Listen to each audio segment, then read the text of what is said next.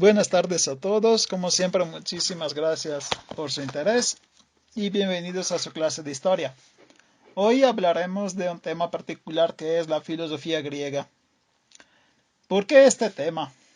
Ustedes, en teoría, pagaron y están interesados en un curso que es de historia, ¿no? No tendría por qué hablar de filosofía. De hecho, tengo también que admitir algo. Yo siempre odié la filosofía, también cuando estaba en la universidad y tenía que hacer algunos exámenes de filosofía porque a fuerza, si eres un historiador, tienes que saber también de filosofía un poquito. Siempre fueron los más difíciles porque me parecía una materia extremadamente fumada, en donde estamos hablando de cosas que no existen o que no se logran imaginar. Entonces, ¿por qué estamos haciendo esto? El chiste es que la filosofía griega no solo es un tema claramente del pensamiento, de la lógica, ustedes podrán decir del alma, ¿no?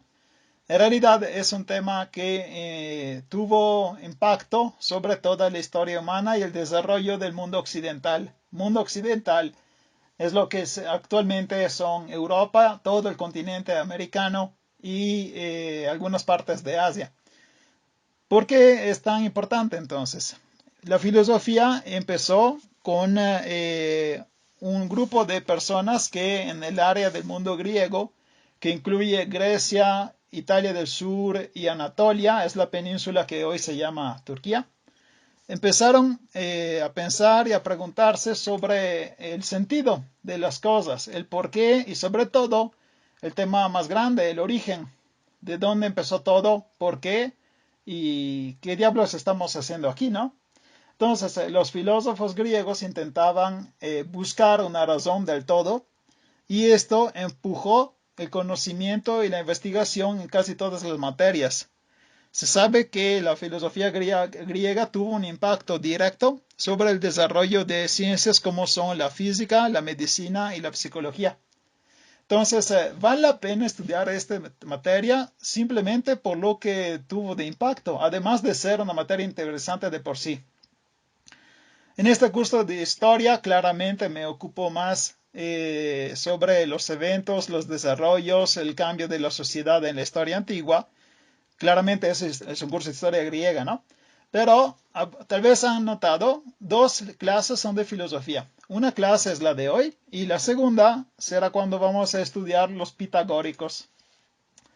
Los pitagóricos son un grupo muy original de filósofos, de hecho son una rara mezcla de filosofía, religión, ciencia y música.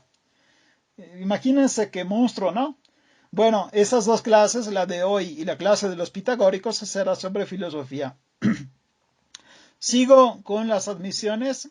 Yo no soy una persona que conoce mucho de filosofía. Entonces, al terminar la clase, si tienen preguntas que yo puedo contestar, con gusto voy informando. Y si no, no es ningún problema. Yo voy copiando las preguntas y se la paso a dos personas. Una es mi hermano que tiene maestría en filosofía y otra es una amiga llamada Sonia también que tiene maestría en filosofía. Por eso cualquier pregunta que rebasa los límites de mi conocimiento, no se preocupen.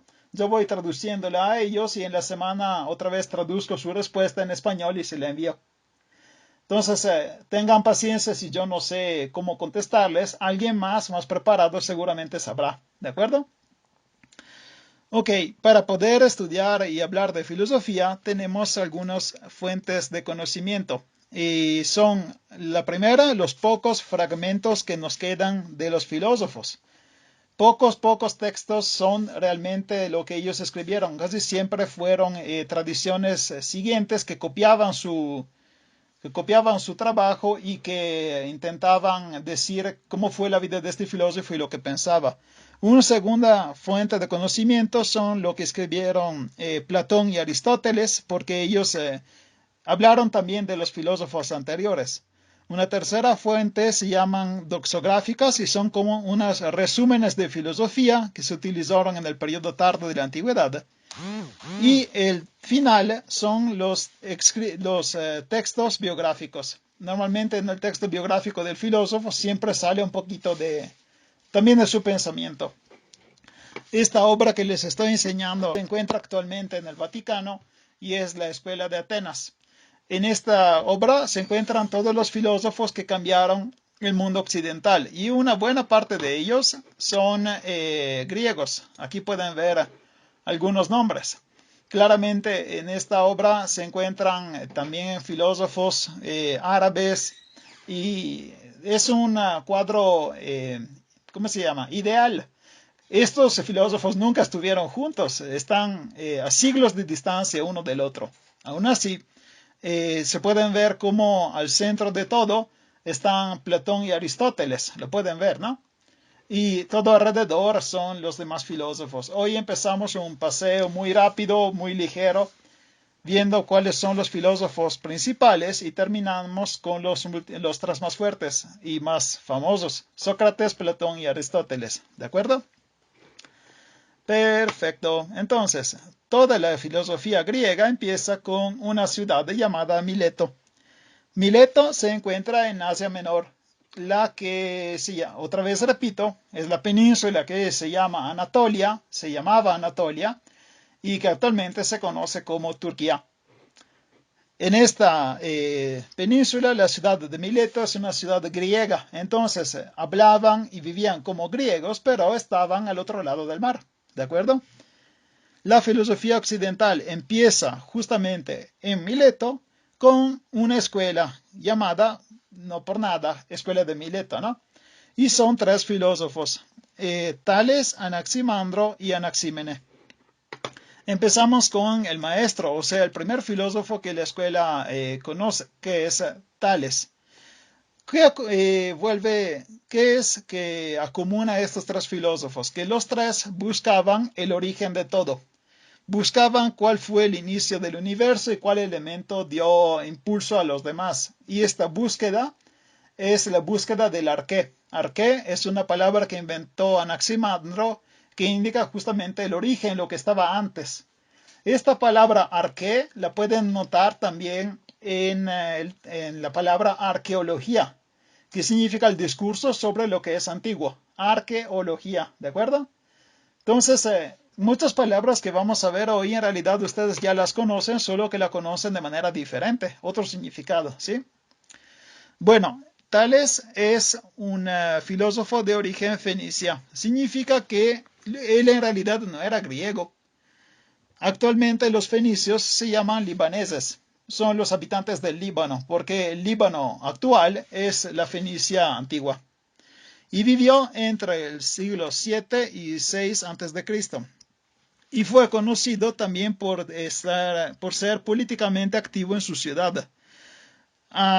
Por ejemplo, Tales sugirió de no aliarse con Creso. Creso era rey de Lidia y gracias a esta decisión de no aliarse, la ciudad de Mileto se salvó. Porque Creso de Lidia hizo una revuelta en contra del imperio persa. Los persas llegaron y los madrearon. En cambio, Mileto se salvó. Entonces, siguiendo el consejo de Tales, la ciudad de Mileto ganó, o al menos sobrevivió por más tiempo, ¿no? Y en Egipto dio su contribución midiendo cuánto era alta una pirámide. El método que utilizó fue un método geométrico y es calcular la altura de la pirámide viendo cuánto es alto un palo en el momento en que su sombra tiene la misma altura que el palo. Porque si tú sabes muy bien cuánto es alto un palo y resulta que su sombra llega a esa medición, llega a esa cantidad, tú se puedes tranquilamente medir la sombra de la pirámide y ya sabes cuál es la altura de la pirámide. Esto fue Tales a poder aplicarlo y a poder dar a los egipcios de su época la medida.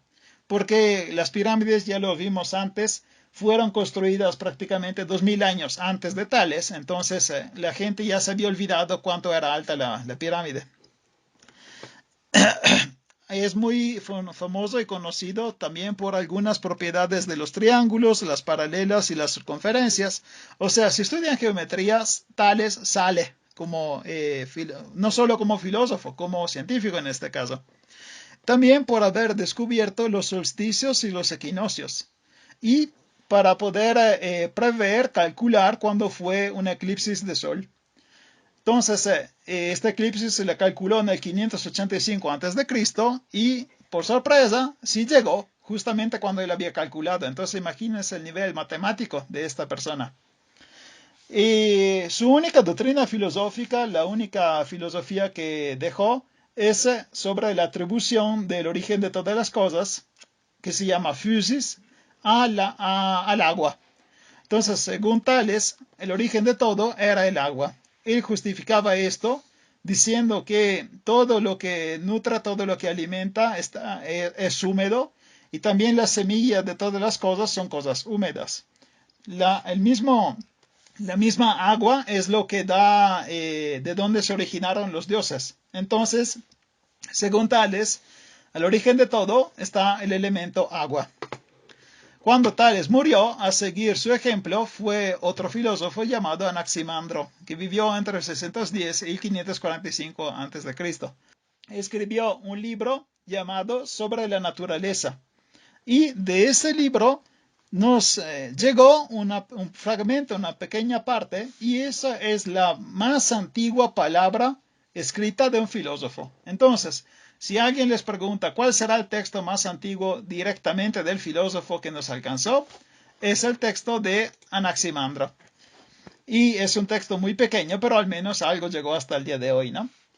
Construyó un reloj solar y también es muy curiosa la hipótesis que él tuvo sobre la forma del universo. Según Anaximandro, el universo tenía la forma que están viendo ahora, y la Tierra era un tronco de columna, prácticamente era un cilindro alumbrada por el Sol. Y esta no es una forma que nosotros nos imaginamos, ¿no? Normalmente uno dice la Tierra es esférica, no, la Tierra es plana. Pues Anaximandro decía, es un cilindro. También otra cosa curiosa que hipotizó fue que el origen de toda la vida era desde el agua.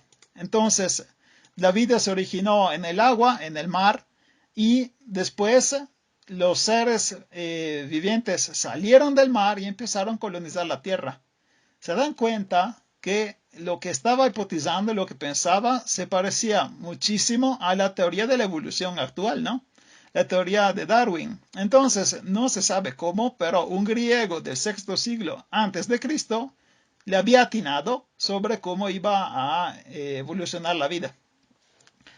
Y además de esta teoría sobre la evolución, como tales, él también buscaba el principio de todas las cosas, y fue él a inventar la palabra arqué, que tenía que definir el principio. Pero, por Anaximandro, el elemento inicial, lo que dio origen a todo, se llamaba apeiron.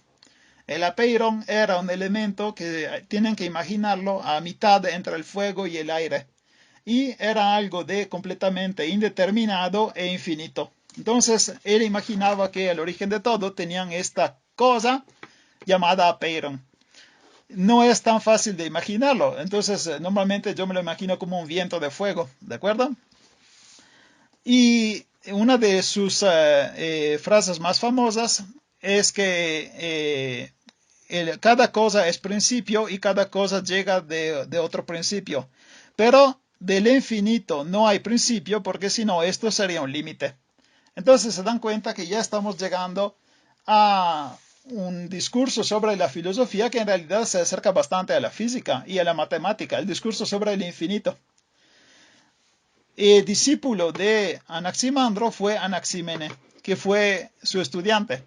Vivió entre el 586 y el 528 a.C.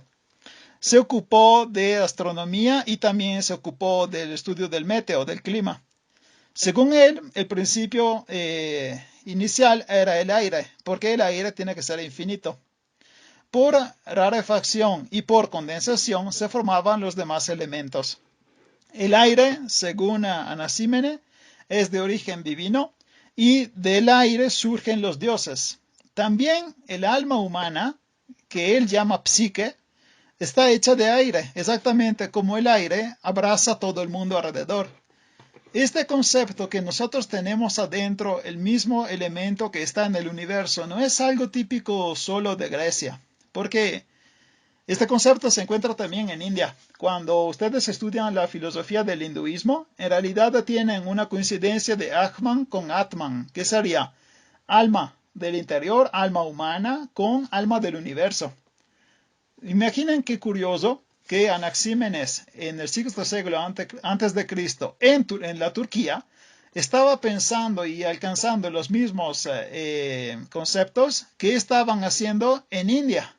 Ellos no tenían comunicación y aún así parece que la humanidad cuando se concentra y empieza a elaborar los datos pueden alcanzar los mismos resultados, ¿no? Y es curioso es también la palabra, porque nosotros usamos la palabra psique para indicar la mente, ¿no? Pero para los griegos, psique es el alma.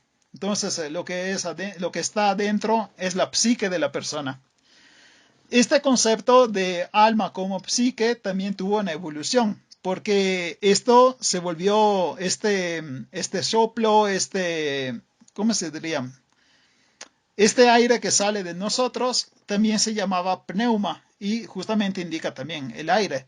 Pero la evolución en el latino será también de las palabras. De hecho, la palabra alma en español llega del latín animus y esto llega de anemos, que significa viento. Entonces, tanto en el latín como en el griego, las palabras que representan el alma llegan de las palabras que representaban el viento. Lo mismo es en hebreo, porque cuando uno estudia el hebreo descubre que el espíritu, el alma, que se llama ruach, en realidad también significa viento. Entonces, en los tres idiomas, griego, latín y hebreo, tenemos una representación del alma que se hace con el viento. De la ciudad de Mileto nos quedamos siempre en Turquía, pero pasamos un poquito al lado y llegamos a la ciudad de Éfeso, donde encontramos nuestro amigo Heráclito. Heráclito de Éfeso vivió entre el sexto y el quinto siglo antes de Cristo y era un aristócrata y estaba en conflicto con su ciudad porque se consideraba superior y no lograba participar de la vida ciudadana. Por eso se retiró en soledad. Él realmente es la imagen perfecta de lo que nosotros consideramos un filósofo. Normalmente cuando pensamos a un filósofo siempre nos imaginamos un viejito con barba blanca, que pasa todo el tiempo pensando y que vive en una caverna o aislado, ¿no? Como lejos de todos, porque está ocupado pensando. Entonces, este Heráclito se acerca muchísimo al cliché que tenemos del filósofo. Fue el primero a utilizar la palabra filósofo, en el sentido filósofo que es un sabio, porque filosofía significa amor a la sabiduría, amor al conocer, al conocimiento. Entonces él creó esta palabra, filósofo, y se reconoció en esa claramente, porque una característica común a casi todos los filósofos es que no tienen para nada modestia. Entonces él dijo que los filósofos son las personas que tienen el conocimiento, son los sabios, y yo soy uno de ellos. Ok, está bien. Fue considerado muy soberbio por toda su ciudad y por toda su época, y también fue llamado el Obscuro. ¿Por qué Obscuro? No es porque era tan moreno, en realidad sí, todos los griegos eran morenos, porque eran gente del Mediterráneo. Cuando ustedes ven una película de griegos o alguna representación de los griegos, siempre se ven muy blanquitos, ¿no? ¿Por qué se considera que Grecia es Europa? Pues eso es completamente falso. Todos los griegos tenían una piel, una tez de color como aceituna. Se parecían más a lo que hoy son los árabes. Entonces, si tienen que imaginarse los filósofos griegos, por favor no los hagan blancos, ¿ok? Bueno, este Heráclito de Éfeso no era llamado el Obscuro solo por su color de tez, de piel. Simplemente es porque él también escribió un libro llamado Sobre la naturaleza, exactamente como Anaximandro, ¿se acuerdan, no? Estos filósofos escribieron muchos libros que se llamaban todos así, sobre la naturaleza. Claramente en ese libro hablaban sobre la naturaleza del universo, explicaban de dónde nacían las cosas, ¿no? Y en este libro sobre la naturaleza tuvo la gran idea de no utilizar la puntuación. Entonces tú te lees este libro y no entiendes nada. Ni siquiera los filósofos antiguos y los habitantes de Grecia podían interpretar completamente bien sus ideas. porque sin puntuación no se sabe cuándo empieza una frase y cuándo termina la otra. Fue autodidacta, él no tuvo maestros, fue un filósofo que se construyó solito. Y se interesó él también al meteo, a la astronomía, a la moral y a la política. Según Heráclito, sobre encima, superior a todo lo que nos da los sentidos y las opiniones personales, existe el logos. Logos es una palabra griega que representaba la palabra y el pensamiento. Este logos era un conocimiento racional que acumulaba todos los hombres. Todos los hombres que podían escucharlo eran hermanos, porque ya estaban en contacto con el logos, con este conocimiento superior. Los hombres que no lo escuchaban y que seguían siguiendo los sentidos y las opiniones personales eran llamados dormidos, los que dormían. Entonces, según Heráclito, el mundo estaba dividido en dos comunidades. Los que están despiertos, que siguen el logos, o sea, el discurso racional, y los que están dormidos porque se la pasan escuchando los chismes, lo que la gente les dice y lo que los sentidos les da como información. Entonces, esto es la diferencia entre despiertos y dormidos. Y este logos es único y común en todo el mundo. Despreciaba también los poetas y la religión popular porque para él era todo chorro, o sea, eran informaciones inútiles que la gente creía porque siempre creyeron en eso. El logos consistía en el creer que todo es gobernado por una única ley divina, y esta ley divina es la ley de los opuestos. Según Heráclito, todo es una continua mutación, todo se sigue moviendo, todo se sigue transformando. El parangón perfecto, la similitud perfecta que encontró es la de río. De hecho, él dijo una frase bastante comprensible por una vez, ¿no? Si una persona entra en un río y se baña en un río, luego se sale del río y se seca, pasa 10 minutos y regresa en el río, él no se bañó en el mismo río. ¿Por qué? Porque esa parte del río que tocaste la primera vez que entraste, ya pasó. Esa agua que te tocó ya está mucho más abajo y esta agua que te está tocando ahora es otro río. Entonces, esta imagen te da la idea que todo fluye. Es justamente la frase famosa, pantarei. Pantarei significa todo fluye, todo cambia, todo se transforma. Y esta frase de Heráclito se transformó en un montón de tatuajes. Hay un montón de gente que escribió esta frase sin saber lo que realmente quería decir. ¿De acuerdo? Según Heráclito, el origen de todo era el elemento fuego. Entonces ya tenemos una vuelta completa, ¿no? Encontramos un filósofo que pensaba que el origen era el agua, otro que era un elemento a mitad entre aire y fuego, otro que era aire y finalmente tenemos el fuego. ¿Qué nos dice eso? Que los filósofos no estaban de acuerdo, simplemente que cada uno tenía una teoría diferente sobre el origen del universo y no se ponían de acuerdo. Ahora tenemos que cambiar de lugar. Nos pasamos al occidente. Occidente de Grecia es prácticamente la que hoy conocemos como Italia. ¿Por qué? Porque la filosofía la vimos nacer en el extremo oriente griego, o sea, Asia Menor, Turquía, y ahora pasamos al otro extremo, que es el extremo del poniente, que es la que se llama Italia del Sur, que en la época se llamaba Magna Grecia, significa la Gran Grecia. En esta parte del continente europeo se desarrollaron algunas escuelas muy famosas, como los pitagóricos y la escuela de Elea. Los pitagóricos serán un tema específico de una entera clase, porque, como ya les dije, bueno, algunas personas entraron un poquito tarde, pero los pitagóricos son una de las escuelas filosóficas más interesantes y más fumadas de todas, y nos dedicaremos completamente a ellos en una clase. Hoy vamos a hablar de los demás filósofos de la Italia del Sur. Y nos ocupamos empezando con la escuela de Elea. Elea existe todavía ahora, se llama Velia y está al sur de Nápoles. Aquí en el mapa pueden ver, Nápoles está escrito en griego, Neapolis. No, aquí está Neapolis y justo más al sur está una ciudad llamada Elea. Está en el sur de la región actual de Campania. ¿Ok? Bueno, en esta ciudad de Elea empezó otra escuela. Entonces ya vimos que a oriente estaba la escuela de Mileto y aquí está la escuela de Elea. El fundador de esta escuela se llama Xenófane. Y Xenófane vivió entre el sexto y el quinto siglo antes de Cristo. Criticaba a Homero y Hesíodo porque ellos dieron a los dioses una forma humana.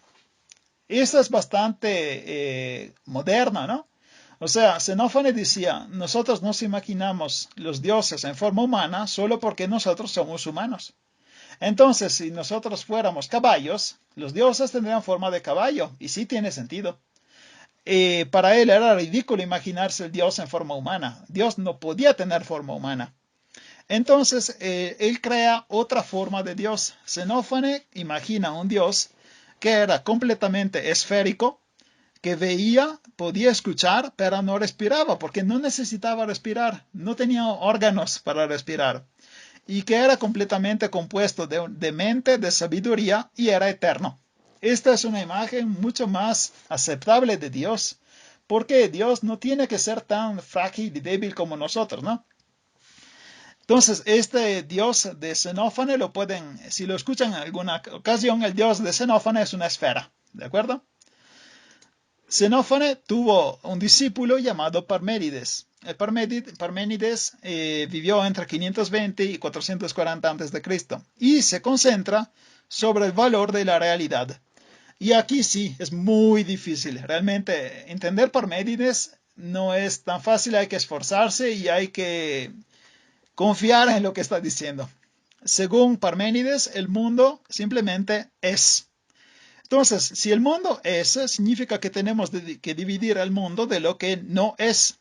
Y el ser y el no ser no están en contacto. Pero, si nosotros podemos solo percibir lo que es, entonces significa que la percepción del mundo y el mundo son la misma cosa. Porque nosotros no podemos percibir lo que no es. Voy leyéndole directamente porque más que mis palabras es más bien intentar escucharlo a él, ¿no? El mundo es, solo se percibe lo que está, y el no ser no se percibe. Entonces ser y pensamiento coinciden. Esto porque la mente humana no puede percibir lo que no existe. Me parece también lógico, ¿no? Por eso lo que nosotros logramos percibir y la percepción son lo mismo. Todo lo que hay ha existido siempre y nada puede surgir de la nada. Y algo que existe tampoco se puede convertir en nada. Entonces, esta es una oposición completa a Heráclito, porque Heráclito dice que todo el mundo es una transformación, sigue mutando y la única constante es la transformación.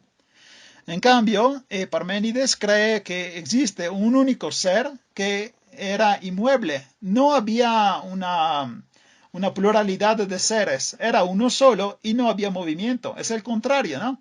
de Heráclito. Ahora pasamos a lo que seguramente es el filósofo que más me encanta, que es Zenón. Zenón es el personaje que más le hace entender que los filósofos no son lo que nosotros imaginamos. Zenón era un hombre que vivió su vida como hombre político y no solo como hombre de ciencia y de filosofía, y que murió por su ciudad. Realmente la muerte que tuvo fue de héroe, muy chingón. Les voy explicando y así entenderán por qué me cae bien Zenón. Zenón también era de Elea, o sea que era él también italiano, de Italia, hasta que la ciudad cayó en mano de un tirano. Tirano es un término griego que indica cuando una persona logra alcanzar casi el dominio completo de la ciudad y se vuelve casi un monarca, ¿de acuerdo? Este tirano se llamaba Demilo. Entonces, Zenón, junto con otras personas, se organizaron para intentar hacer caer este Demilo, el tirano.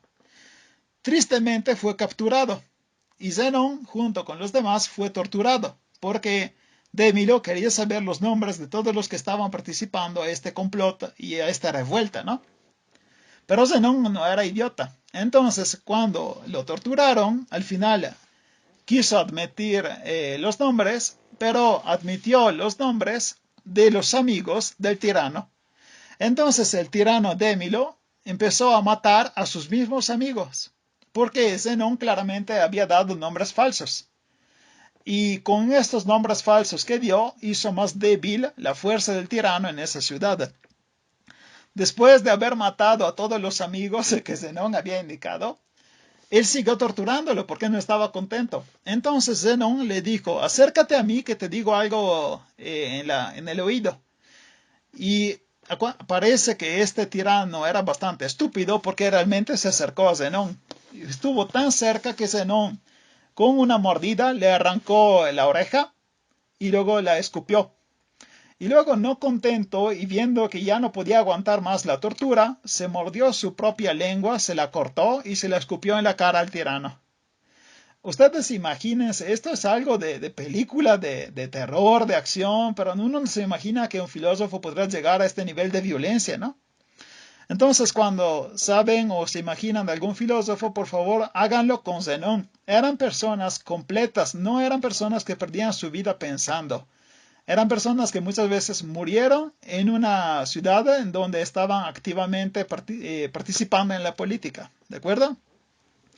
Bueno, además de morir cortándose la lengua, escupiéndose en la cara, al tirano Zenón es famoso también por otras cosas. Es prácticamente la persona que inventó la dialéctica. La dialéctica es la ciencia que te permite demostrar una tesis a través de la refutación de la tesis contraria. O sea, la reducción a contradicción de la tesis de tu enemigo. Entonces, si ustedes quieren demostrar algo, o demuestran muy bien su idea, o destruyen la del enemigo. Al final el resultado es lo mismo, ¿no? Y defendió también él la tesis de su maestro Parménides, según la cual, según esta tesis, el ser es uno y es inmueble, no se puede mover.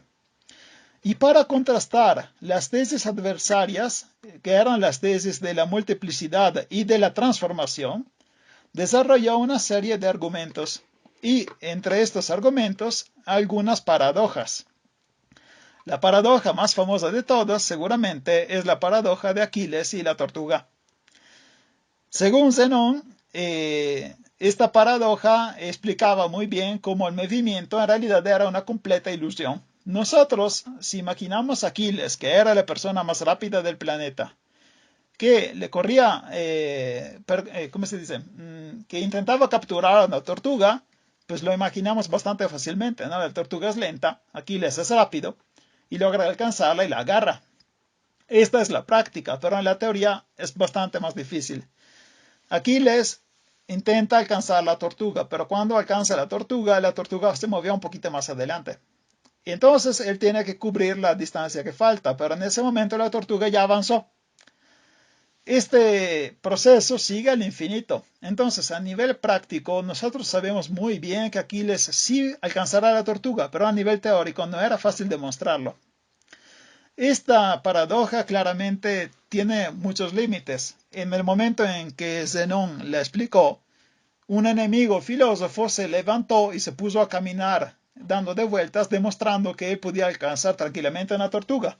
Y con eso dice, ya está, tu paradoja es absurda. Pero demostrarlo matemáticamente no fue fácil. De hecho, la demostración completa se alcanzó solo en el siglo XIX gracias a la serie geométrica de Gauss. Entonces pasaron prácticamente 2300 años antes que la matemática pudo explicar perfectamente el por qué Aquiles sí podía alcanzar la tortuga. ¿De acuerdo? Pasamos a otro personaje chingonísimo de Italia del Sur, que es Empédocles. Empédocles vivió entre 484 y 424 a.C. y nació en una familia rica que criaba caballos. Su familia era muy hábil criando estos animales al punto que uno de los equipos de caballos que pudo enviar a las Olimpiadas ganó. Entonces, acuérdense que esto ya es la época de las Olimpiadas. Su ciudad, que se llamaba Agrigento, sigue existiendo Agrigento, está en Sicilia, ¿de acuerdo? Su ciudad de Agrigento lo amaba tanto que llegó al punto de querer proclamarlo rey, quería transformarlo en rey. Pero él rechazó porque era una persona democrática, no quería gobernar la ciudad. Además, ser rey de un pueblo de griegos no es nunca una buena idea, porque los griegos odian a los reyes, entonces tarde o temprano encontrarás a una persona que quiere matarte. Entonces, no era pues, para nada estúpido, ¿de acuerdo? Trabajó también como médico y se dice que logró resucitar a una mujer que estaba se murió por enfermedad. Más que resucitarla, es probable que él haya reconocido la enfermedad y pudo sanarla, pero por la época fue un milagro. Y Aristóteles lo indica como el inventor de la retórica, o sea, la ciencia que te permite hablar en público y tener el conocimiento técnico sin meter la pata, ¿de acuerdo? Empédocles se reconocía cuatro raíces, que eran cuatro elementos: el fuego, la tierra, el aire y el agua, que mezclándose entre ellos creaban todas las cosas. A estos cuatro elementos también asocia otros dos, que son amor y odio. Según Empédocles, a fases alternas, estos elementos podían crear diferentes movimientos, porque cuando entraba la fase de amor, todo se volvía en unión, y cuando entraba la fase de odio se separaba. En cada órgano de sentido, en los ojos, en las orejas, en el tacto, nosotros tenemos presentes estos cuatro elementos, porque podemos percibir lo que es cálido, lo que es húmedo, lo que está seco, porque en la teoría de la época el similar reconoce el similar. Entonces, si nosotros podemos reconocer el calor, es porque tenemos un elemento de fuego en los dedos para poder reconocerlos. Él creía en la reencarnación, pero en la época no se llamaba reencarnación, se llamaba metempsicosis, que es el movimiento de las almas. Y exactamente como los órficos y los pitagóricos, que aprenderemos en otra clase, él también evitaba de comer algunas cosas, porque por los griegos tenías que mantenerte puro, evitando alimentos que te dan suciedad moral y comiendo otros. Ahora, ¿por qué estamos hablando tanto de Empédocles y dije que es una persona muy chingona? Además de lo que pensaba, porque los cuatro elementos fueron la base también del conocimiento de la Edad Media y de la alquimia. En realidad, otra parte interesante de Empédocles es cómo murió, porque tuvo una gran vida, pero murió como estúpido, porque se lanzó en el vulcano Etna. Etna es el volcán más grande de Sicilia. Entonces, prácticamente se suicidó lanzándose en el volcán. En el libro que yo utilicé para prepararme, se decía que Empédocles se lanzó en el volcán porque quería demostrar que era un dios. Pues demostró que no lo era, ¿no? Pero sobre este suicidio, los estudiosos no están de acuerdo. Algunos dicen que se suicidó porque reconoció el límite de la existencia, entonces que ya no valía la pena seguir. Y también en la época del 1800-1900 se crearon obras de teatro y obras literarias sobre este suicidio de Empédocles, ¿de acuerdo? Entonces, si escuchan de alguna película que se llama El suicidio de Empédocles, tienen que saber que es esto, es la interpretación de por qué hizo esto. Ahora pasamos a otra escuela. De Italia nos pasamos a la escuela de los atomistas. Y la escuela de los atomistas se fundó en Tracia. Tracia es una región del norte de Grecia, ¿ok? Los atomistas son dos, Leucipo y Demócrito. Tristemente, de Leucipo no tenemos casi nada. Entonces, todo lo que sabemos de los atomistas llega de Demócrito. No se sabe muy bien cuánto fue de... Hay una expresión italiana que dice cuánto fue de su saco o cuánto fue del saco del otro. Porque Demócrito pasó las ideas de su maestro y además agregó de suyas. No podemos separarlos. Leucipo y Demócritos ponen a la base de todo el concepto de lleno y vacío. Y lo que está lleno está compuesto por átomos, que son unas partículas indivisibles y no por nada se llaman átomos, porque en griego significa que no se pueden dividir, átomos. Y son eternos y son dotados de movimiento. Imagínense, estamos hablando otra vez de gente del quinto siglo antes de Cristo y ya nos acercamos al concepto de la física de los átomos. Que toda la realidad está compuesta por átomos y que estos átomos se mueven, lo demostró la física. Pero esto fue una idea de filósofos griegos. Y la palabra átomo, por eso también se respetó, porque fue una palabra creada por los griegos y que los físicos, ¿cómo se dice? Confirmaron, ¿de acuerdo?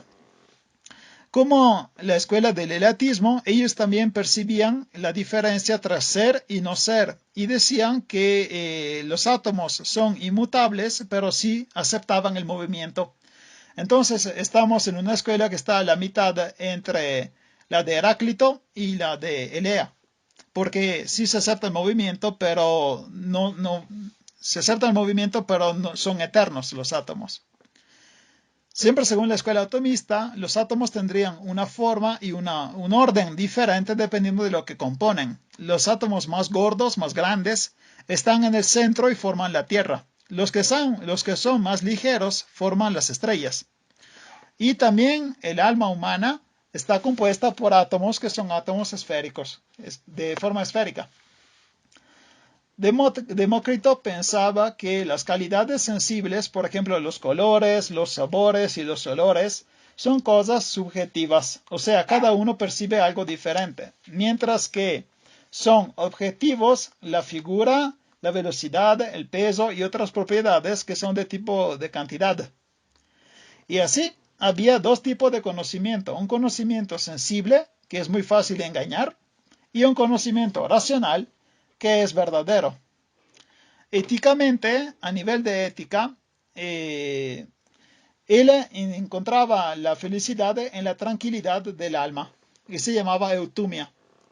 Entonces, para poder ser feliz, lo mejor sería que tú moderes tus pasiones y que no busques el placer de los sentidos. Entonces, para Demócrito, ¿quieres estar feliz? Cálmate, no sigas tus instintos, ¿de acuerdo? Y fue probablemente la primera persona que se definió como cosmopolita. Él se definió como ciudadano del mundo, más que de su ciudad y más del mundo griego.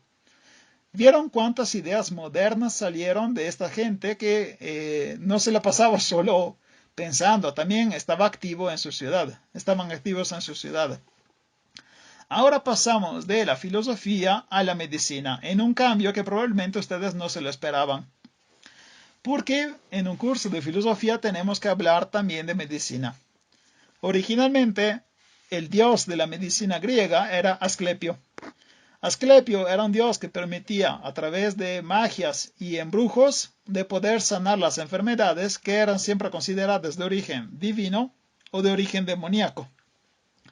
Entonces, tú quieres sanar, tienes que pedir ayuda a los dioses o ver quién te maldijo. O sea, parece que estamos en México, ¿no? Cuando hay que buscar un brujo que te quite el mal de ojo. Más o menos a este tipo de concepto estamos con Asclepio. Pero el concepto de medicina surgió por la unión de dos conceptos diferentes de la filosofía. Un concepto fue de Pitágoras, el concepto pitagórico de armonía, que es de la justa cantidad del equilibrio de las cosas. Hablaremos de esto en su clase, otra vez se lo digo, cuando tendremos la clase de pitagóricos ya entenderán todo, ¿de acuerdo? Y otra doctrina llega de Empédocles y es la doctrina de las raíces del mundo, ¿no? De las cuatro raíces. La unión de esta doctrina de Empédocles con la armonía de Pitágoras crea la teoría del equilibrio. Esta teoría del equilibrio nos habla de cuatro calidades que tienen que estar siempre en la justa medida. Cuando una calidad excede o falta, en este caso entramos en la enfermedad. Según esta teoría, la enfermedad es cuando se rompe el equilibrio entre las calidades o entre los cuatro elementos. Y ustedes dirán, bueno, es puro choro, porque la medicina no es eso. Y tienen razón, no es eso la medicina. Pero un señor llamado Hipócrates, de la isla de Kos, pensó que este equilibrio de las cuatro calidades podría funcionar, solo que las cualidades no eran solo cuatro, eran muchísimas. Entonces, la enfermedad se podía reconocer cuando alguna cantidad, que es simplemente algún alimento, algún flujo, algún elemento biológico de nosotros excede o falta, esto provoca la enfermedad. Para poder reconocer la enfermedad, podía diagnosticar estudiando los síntomas. Síntoma es una palabra que seguimos usando y es de origen griega. Estudiando los síntomas y también estudiando la anamnesis de la persona. ¿Qué es la anamnesis? Es intentar pedir al paciente que recuerde todo lo que pasó y que estaba conectado con la enfermedad. Prácticamente era hacer el historial de todo lo que él hizo, comió y sufrió. Muchas veces el mismo estrés, los traumas son los que causan enfermedades o simplemente algo que comiste. Estudiando los síntomas y preguntando a él lo que hizo, Hipócrates podía intentar alcanzar el nombre de la enfermedad y también sanar a la persona. ¿Cómo se podía curar a una persona? ¿Cómo se podía sanarla? Había que alimentarse de algún tipo de alimento que él decía y había que establecer una dieta. Además, la persona que estaba mal tenía que pasar a un clima que estuviera bueno para él y cambiar también el estilo de vida. O sea, lo que estaba haciendo era prácticamente cambiar todo el entorno del paciente, porque algunas fuentes de enfermedad eran de estrés. Es otro concepto muy moderno, ¿no? Pero esto surgió de la teoría de los elementos y de la teoría del equilibrio que nacieron en la filosofía.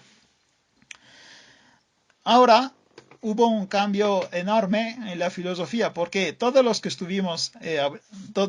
filósofos que estudiamos hasta el momento se concentraban sobre el estudio del todo, el estudio de la realidad, el estudio del origen del universo. Ahora pasamos a otro grupo de filósofos que se llaman sofistas. Los primeros filósofos estudiaban el principio de todo, los sofistas estudian solo el hombre. Los sofistas fueron odiados por los filósofos. Son dos cosas diferentes. Entonces, si ustedes dicen estudiamos filosofía y les digo ahora hablamos de un sofista, ustedes podrán decir, güey, no es lo mismo. El sofista es el antifilósofo. Esto porque los filósofos estudiaban por el placer de conocer, en cambio los sofistas se hacían pagar. Vivían de este tipo de clases de filosofía. Ahorita les voy explicando un poquito más, ¿sí? En la ciudad de Atenas de la época de Péricle, los filósofos que buscaban el saber eran los filósofos con la F mayúscula. En cambio, los sofistas vendían su conocimiento porque eran útiles para ganar las discusiones. Si tú sabías cómo hablar, ganabas en el tribunal y ganabas también como hombre político. Por eso, la gente de Atenas, los que eran ricos al menos, podían pagarse un sofista para darle una calidad de enseñanza que era como más o menos como la universidad de la antigüedad, ¿de acuerdo? Y entre los sofistas empezamos con Protágoras, que es del V siglo. Protágoras no podía ni confirmar ni negar la existencia de los dioses. Por eso dice que valía la pena concentrarse solo en el hombre. Este tipo de conocimiento nosotros lo podremos llamar agnóstico, ¿no? Es uno que no sabe si Dios existe y tampoco sabe si no existe. Y en su obra llamado Las Antologías da ejemplos de cómo se podía sostener dos tesis opuestas para poder ganar una discusión. Esta discusión claramente no era una simple discusión en el bar con tus amigos, no, era una discusión en el tribunal. Entonces tú puedes mejorar tu vida o morir a causa de lo que estás diciendo. Por eso los sofistas eran tan importantes y por eso eran tan odiados. Porque si tú tenías el dinero suficiente, podías saber cómo hablar y así ganabas cualquier discusión, no solo en el bar, sino también en la política, ¿no? Y al mismo tiempo, los sofistas eran vistos como prostitutos, porque estaban vendiendo su conocimiento. No lo hacían por el amor al conocimiento, lo hacían por ¿cómo se dice? Para vivir de eso, ¿me entienden? Perfecto. El el sofista, que probablemente fue el más curioso de todos, fue Gorgia. Gorgias vivió entre 485 y 375 y él también nació en Leontini, en Sicilia. O sea, hablando de Gorgias, tienen que saber que era lo que hoy llamaríamos italiano, ¿de acuerdo? Él tenía algunas ideas muy extremas. Dice que creía que cualquier tesis se podía demostrar. Cualquier tesis era fácil demostrarlo usando los métodos correctos de discusión. El criterio de la verdad no era la correspondencia con los hechos, sino más bien la coherencia interna del discurso y la capacidad de persuasión de tu discurso. O sea, no importa si lo que estás diciendo no es verdad, lo importante es que lo digas bien. Imagínense cuánta gente de política actual está siguiendo los consejos de Gorgias sin saberlo. Y pues estas podrán cantiflear, ¿no? Y decir a la persona que al final sí ganaste, en realidad no dijiste nada. A la culmine, a la punta de su discurso, de su filosofía, tenía tres conceptos. Primero, nada existe. Segundo, si algo existe, no se puede conocer, no es conocible. Tercero, si algo fuera conocible, aún así no sería comunicable. Entonces, estos tres conceptos nos parecen ridículos, ¿no? ¿Cómo es posible que una persona piense esto, siendo que está viviendo en un mundo? Hay dos maneras de interpretarlo. La primera es que esto era un simple ejercicio retórico, o sea, basar todo su conocimiento sobre el hecho que nada existe y que lo que existe no se puede conocer y lo que se conoce no se puede comunicar, es simplemente demostrar cómo puedes convencer también la tesis que es absurda, ¿no? Que es exactamente su trabajo, ganar cualquier discusión también cuando no es verdad. Pero la otra teoría es mucho peor, porque si Gorgias realmente creía esto, significa que es prácticamente el inventor del nihilismo. Él era tan nihilista que creía que estamos viviendo en una ilusión. Es el concepto que se encuentra también en Matrix, ¿no? Estamos viviendo una enorme ilusión y probablemente ni siquiera lo sabemos, no nos damos cuenta. De Sócrates tenemos que hablar porque en el grupo de los sofistas normalmente se nombra a este gigante de la filosofía.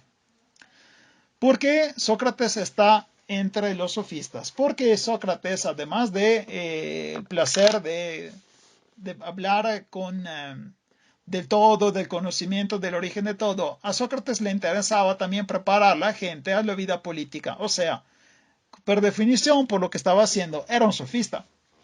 Pero no se hacía, no cobraba. La gente no tenía que pagarlo. Entonces Sócrates sí era un sofista, pero lo hacía gratis. Imagínense, el más grande filósofo de la época ni siquiera cobraba sus clases. Y yo que aquí estoy cobrando, ¿no? Entonces, Sócrates vivió entre 470 y el 399 a.C. y no escribió nunca nada, ¿de acuerdo? No escribió nada porque cuando ustedes escuchan algo de Sócrates, siempre es lo que escribió su discípulo Platón. Entonces, si en una charla comiendo con sus amigos van diciendo, ay no, es que yo leí el libro de Sócrates, pues no es cierto, porque Sócrates nunca escribió nada, ¿de acuerdo?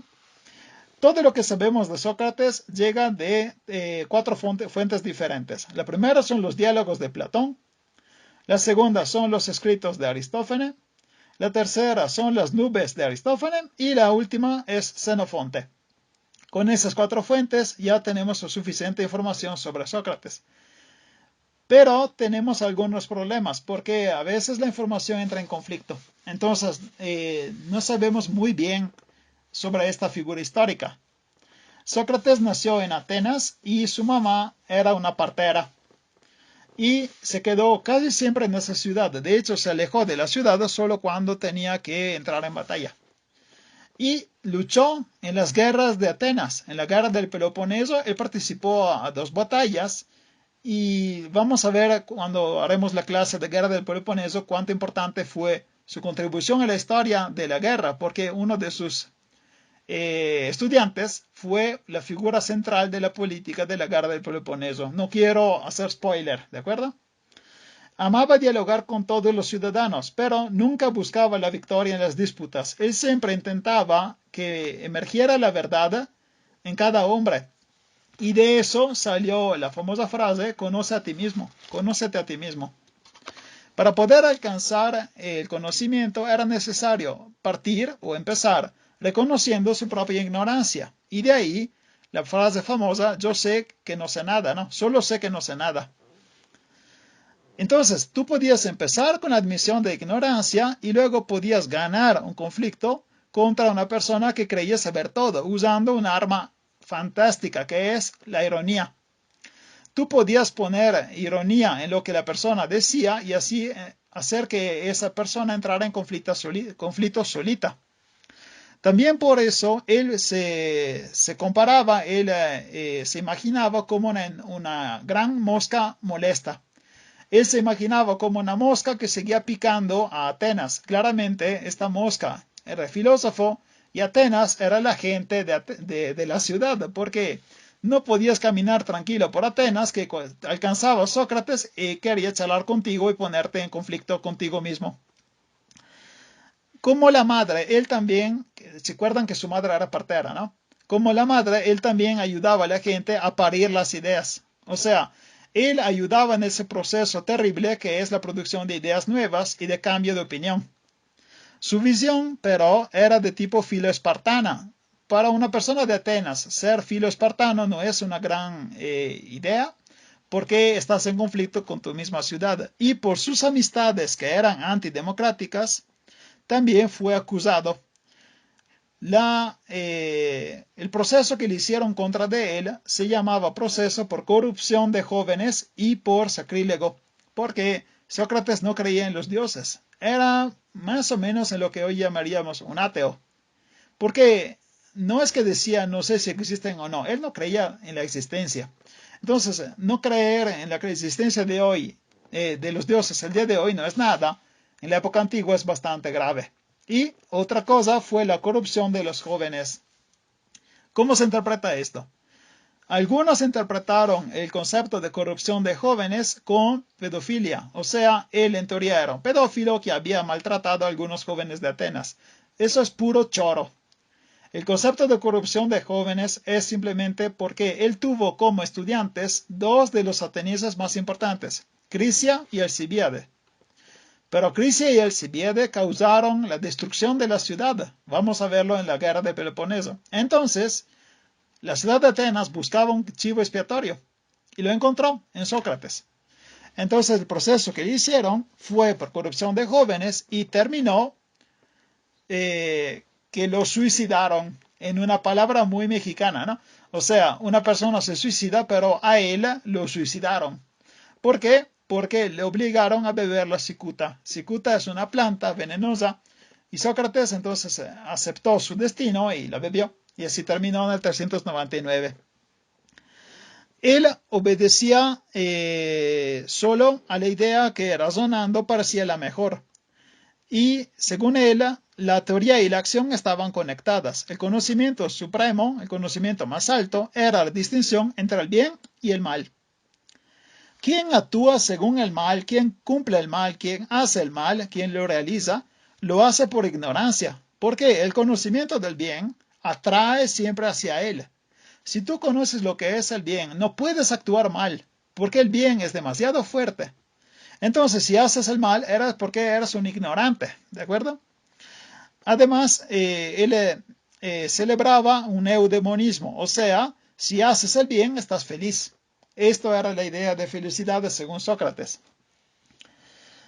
Era mejor para él sufrir una injusticia más que cometerla. Entonces, entre cometerla y sufrir, es mejor sufrirla, porque así tu alma no se pudre, ¿de acuerdo? Y los sofistas normalmente se distinguen de Sócrates, además del hecho de cobrar o no, por otra cosa. Los sofistas se ocupaban de valorizar un hombre en particular, que era el hombre político, la persona que hablaba. Pero Sócrates se preocupaba de mejorar el hombre en sí, el hombre en el completo como ser humano. Esto también es una buena diferencia, ¿no? Para realizar las virtudes hay que conocer y la suma de todas las virtudes es el conocimiento del bien. Entonces, si tú quieres conocer lo mejor de lo mejor, tienes que saber la diferencia entre bien y mal. Una vez que la conoces, sigues el bien y estás feliz. Esto es el resumen del concepto de filosofía de Sócrates. Y además implementó un método llamado justamente método socrático. El método socrático se basa sobre el diálogo. Empiezas un diálogo con tu colega, adversario o amigo y puedes también fingir admiración por las ideas que él está diciendo y así puedes estimular a él a seguir, a continuar, a pensar y al final no se da cuenta la persona, pero lo que está haciendo es un examen y al final la ironía que saca Sócrates lleva el adversario a las mismas soluciones que Sócrates quería que él sacara. Entonces, el diálogo y la ironía son las armas de base del método socrático. Este diálogo, este hablar, este intentar sacar las ideas al otro también es lo que dio origen a la psicología. Intentar que la persona hable hasta encontrar el problema a la raíz. No soy absolutamente un psicólogo, no sé nada de eso, pero el diálogo es la base también del método moderno, ¿no? Ok, cuando Sócrates murió, su obra fue continuada por Platón. Platón tuvo una vida también muy intensa, pero murió un poquito más tranquilo. Vivió entre el 427 y el 347 a.C. y cuando tenía 20 años se volvió estudiante de Sócrates. Era de familia noble y buscaba un modelo de Estado perfecto, y lo vamos a ver, esto se encontrará en su libro La República. Y en este Estado perfecto, él quería aplicar las reglas de Sócrates. Gracias a la carta número 7, nosotros sabemos algunos particulares de su vida. Platón se fue 3 veces hasta Siracusa, en Sicilia, para intentar contribuir a la vida política de esa ciudad, pero no lo logró. Miren, es una chinga viajar, siempre lo fue. Pero si ustedes le dicen, no, es que tienes que irte a New York para poder intentar ayudarnos en la política, ustedes se van. O sea, es molesto, pero vas allá. Luego resulta que sale mal, te regresas a la casa. Luego te llaman otra vez y vas la segunda, pero no vas 3 veces, ¿no? Ya entendiste que ya no funciona. Platón no, porque Platón lo llamaron. La primera vez no funcionó, la segunda vez regresó 3 veces hasta Sicilia. Y no es igual tomar un avión que irse en barco de Grecia hasta Sicilia. Hablaremos de él también cuando vamos a ver la clase sobre Dionisio de Siracusa, que es mi tocayo y que tendrá una clase por sí mismo hacia la parte final del curso. ¿De acuerdo? Bueno, no le fue tan bien en Sicilia, pero sí le fue bien en Atenas. De hecho, logró fundar una escuela llamada Academia. La Academia de Platón es la primera escuela filosófica que se funda en Atenas. Luego será seguida por la escuela de Aristóteles.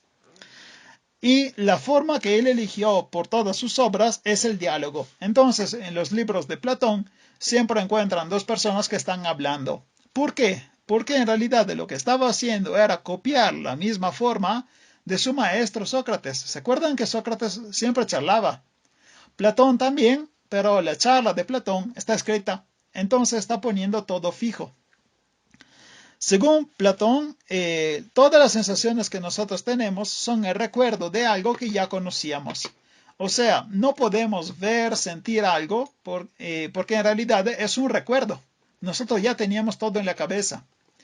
Y este objeto se llama idea. Estas ideas pueblan un mundo que es superior a todo y que representa la realidad completa.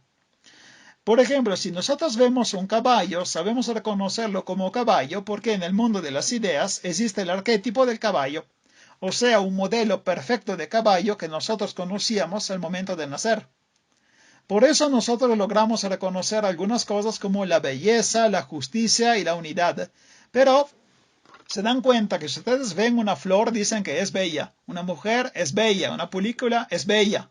Pero, ¿por qué lo reconocemos como bella? Porque se parece a alguna forma ideal en el mundo de las ideas que era la belleza. Esta idea de Platón fue claramente una revolución. Fue la primera persona que encontró este tipo de idea. Y para poder representarla, que no es absolutamente fácil explicarla, inventó el mito de la caverna. Nosotros somos las personas que pueden ver a la izquierda. Nosotros vivimos en una caverna y todo lo que vemos es la proyección, la sombra que alguien más nos está haciendo mirar. Todo lo que nosotros vemos es una sombra, pero nosotros no lo sabemos. ¿Cómo podemos salir de la caverna? Hay que encontrar el mundo de las ideas y conocer la realidad, o sea, salir de la caverna. Y esto se hace a través del estudio. Entonces, si quieren imaginarse el mundo real como una sombra, es porque en realidad es una ilusión. Se dieron cuenta que es una idea que ya vimos en filósofos anteriores, ¿no? Según Platón, el estado perfecto es la república, pero la república de Platón aplicaba las reglas de Sócrates.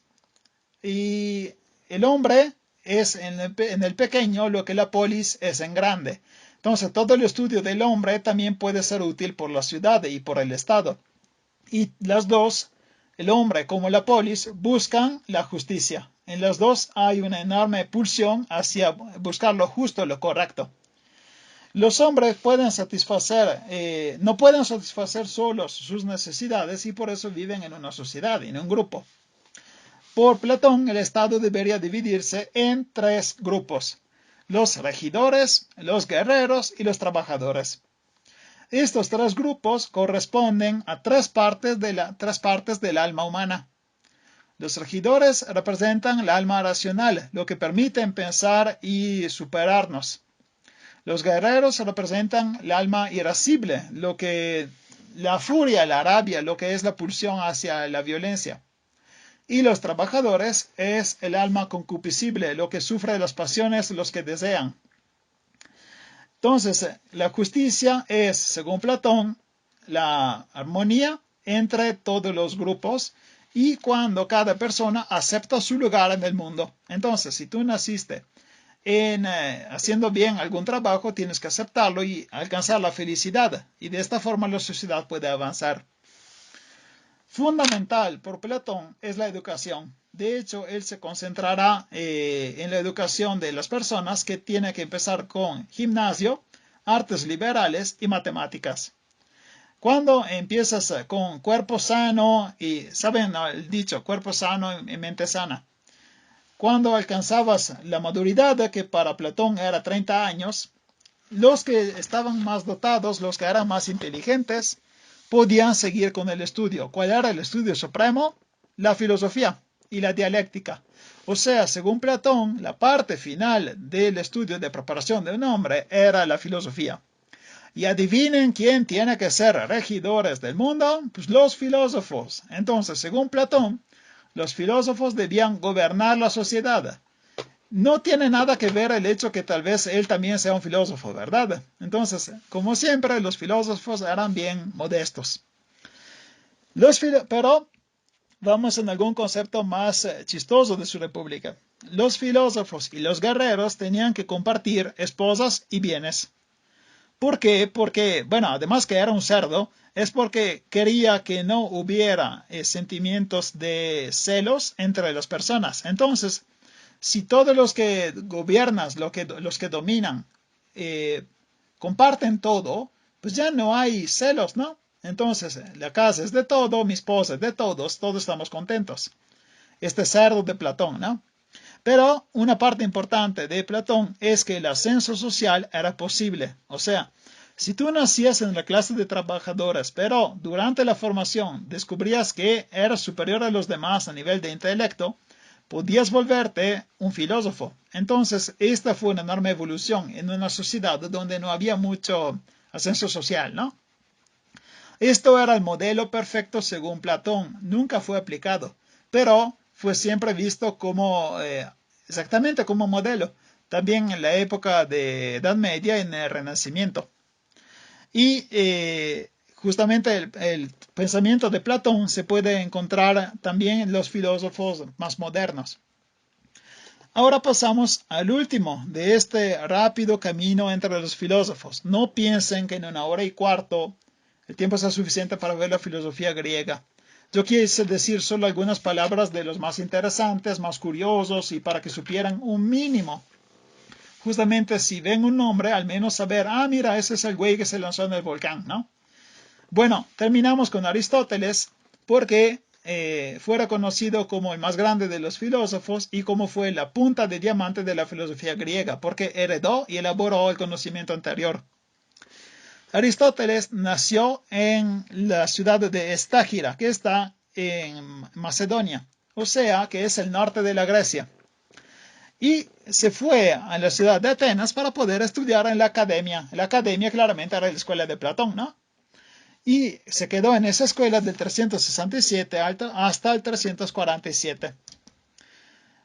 En el 347 le cae encima un trabajo bastante interesante, porque el rey de Macedonia llamado Felipe II quiere contratarlo como maestro de su hijo. Y dice, qué bonito, sí, Aristóteles se vuelve maestro, sí, pero no saben quién era el hijo. El hijo de Felipe II es Alejandro, lo que luego se llamará Alejandro Magno. O sea, Aristóteles fue maestro del más grande conquistador de la época antigua. Imagínense la importancia, porque, sin saberlo, él estaba dando la forma a la cabeza del conquistador que habría alcanzado hasta India. Y este conquistador, Alejandro Magno, intentó pasar el estilo de vida de Aristóteles en su manera de gobernar. Entonces no lo sabía, pero estaba cambiando la historia humana porque estaba modelando la cabeza de un conquistador. Después de ser maestro de Alejandro Magno, otra vez pudo regresar a Atenas. En el 335 logró fundar su escuela. Su escuela se llama el Liceo o el Peripato. Liceo es una palabra que sigue hasta ahora, ¿no? Peripato es porque, según Aristóteles, la manera mejor de enseñar era caminando. Todos los maestros y los estudiantes iban caminando y discutiendo. Por eso una persona que puede razonar mejor caminando se llama peripatético. ¿De acuerdo? Ok, de él nos llegaron solo algunas obras.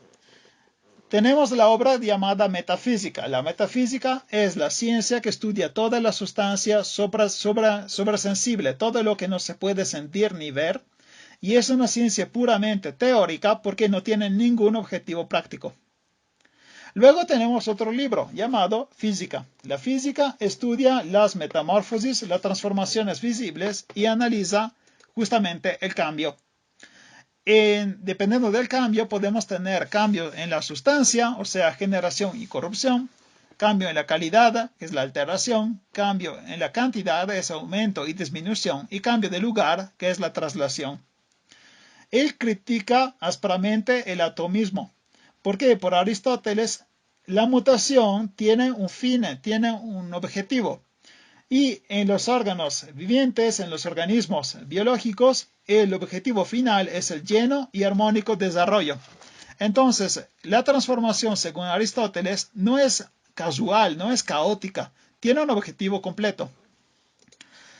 También es curiosa la cosmología de Aristóteles. Por Aristóteles, el mundo de la Tierra es corruptible, o sea, se puede corromper y tiene todos los movimientos. En cambio, el mundo del cielo en el mundo del cielo existe solo el movimiento perfecto, que es el movimiento circular.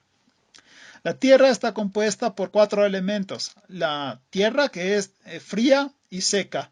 Agua, que está fría y húmeda. Aire, que está caliente y húmeda. Y fuego, que es caliente y seco.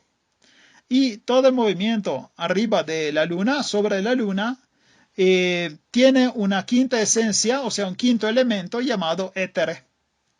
Entonces, según el modelo de Aristóteles, tenemos este tipo de composición del planeta y claramente las esferas que están superiores dan lugar a los demás. Noten que en la secuencia de Aristóteles tenemos primero la Luna, luego Mercurio, Venus, el Sol, Marte. Tenemos Júpiter y Saturno. No conocían los demás planetas, ¿de acuerdo? Ahora pasamos a otro de los libros de Aristóteles, que es la psicología. Por favor, no tienen que confundir psicología con la ciencia actual. Psicología, según Aristóteles, era el estudio del alma, ¿de acuerdo? Alma, no la mente. Entonces, si hablan de psicología y hablan de Freud, claramente es la mente. Si hablan de psicología de Aristóteles, es como está dividida el alma. Según Aristóteles, bueno, Por Platón, alma y cuerpo estaban divididos. Por Aristóteles, el alma es la forma y el cuerpo es la materia. Y tenemos tres tipos de alma: alma racional, alma sensitiva y alma vegetativa. Alma vegetativa es común también a las plantas y a los animales. O sea, todo lo que es un ser viviente, tiene alma vegetativa y simplemente se basa sobre pocos instintos: nutrición, crecimiento y reproducción. Alma sensitiva es lo que comparten hombres y animales y es lo que les permite tener sensaciones y movimiento. Claramente el alma vegetativa pues no permite moverse a las plantas, ¿no? Y alma racional es lo que tienen solo los hombres, es lo que permite el pensamiento. Entonces, esta era la división de Aristóteles de los tipos de almas. Y otro tipo de libro es lo que fue la ética nicomaquea. En la ética nicomaquea, él identifica como el bien supremo la felicidad. ¿Cómo se puede alcanzar la felicidad? Se puede alcanzar con una actividad del alma según su propia virtud y lo que es mejor, lo que hacemos mejor. O sea, si nuestra virtud y nuestra capacidad son fuertes en algunas cosas, tenemos que seguir ese tipo de formación. Esto nos permitiría alcanzar la felicidad. Distinguía dos tipos de virtudes: las virtudes éticas y las virtudes dianoéticas. En las virtudes éticas había que controlar los impulsos de la parte sensible del cuerpo y había que elegir el camino mediano, o sea, el medio. ¿Por qué? Porque según Aristóteles no hay que excederse. Esto valía en todo. Valía en el comer, valía en la política, valía en las pasiones. La falta completa de algo y el exceso de algo son dos males iguales. Entonces, para estar bien, siempre hay que estar a la mitad. Digo algo bastante estúpido solo para que lo puedan entender, ¿de acuerdo? Las personas que hacen muchos ayunos, que evitan la comida, eso es un exceso negativo. La gente obesa, eso es otro exceso. La virtud está en la mitad de la gente que se alimenta bien y con regularidad. Es un ejemplo estúpido, pero solo es para enseñarles lo que quería decir. En cambio, las virtudes dianoéticas son más contemplativas y se obtienen con la correcta enseñanza. Y estas incluye también el arte. Son más difíciles de obtener, pero esto hay que cuidarlo. La vida contemplativa, que es de la que hablan las virtudes dianoéticas, no excluye los placeres materiales. O sea, Aristóteles no quería crear unos monjes, unos frailes que se separaban de la vida para pasar todo lo que le queda de sus años en observar a la divinidad o hacer una búsqueda interior. No, tú puedes tranquilamente tener una vida contemplativa y además gozar de tu vida normal. Esto no es un límite, ¿de acuerdo? Terminando Aristóteles, vamos a hablar de la política. La política es otro texto de Aristóteles en donde analiza tres formas de gobierno, las únicas tres formas que en la época se conocían. Y eran tres formas que podían ser positivas o negativas. En las formas positivas tenemos la monarquía, la aristocracia y la politía. Ustedes dirán, ¿qué diablos es la politía? La politía es la forma correcta de la democracia. Y ahí está la sorpresa, porque entre las negativas de Aristóteles, él decía la tiranía, que claramente es el negativo de la monarquía. La oligarquía, o sea, el gobierno de pocos, porque oligarquía significa gobierno de poca gente. Aristocracia es gobierno de los mejores. Es diferente, o sea, si a gobernar son los mejores del pueblo, todo está bien. Si a gobernar el pueblo son poca gente y ni siquiera son buenos, son unos mediocres, claramente el país va mal. Y la democracia, él consideraba la democracia una forma de gobierno negativa porque no se podía saber si la voluntad popular era lo mejor por el país. Lo sabemos muy bien. Esto se llama populismo. Lo vemos ya nacer en la época antigua. De hecho, durante la guerra del Peloponeso vamos a ver cómo el pueblo hace unos errores enormes dándoles su voto a personas que no lo merecían o a personas que llevaran la ciudad a terminar la guerra perdiéndola. ¿De acuerdo? Entonces, este tipo de forma política nos demuestra cómo por Aristóteles cada forma política tenía su lado positivo o negativo, había que administrarla bien. Pero, según Aristóteles, la democracia, que era la forma de gobierno de Atenas de su época, era una forma negativa. ¿De acuerdo? Espero les haya gustado la clase. Si es así, pónganle like, pueden compartirla y pueden inscribirse al canal. Muchas gracias. Hasta luego.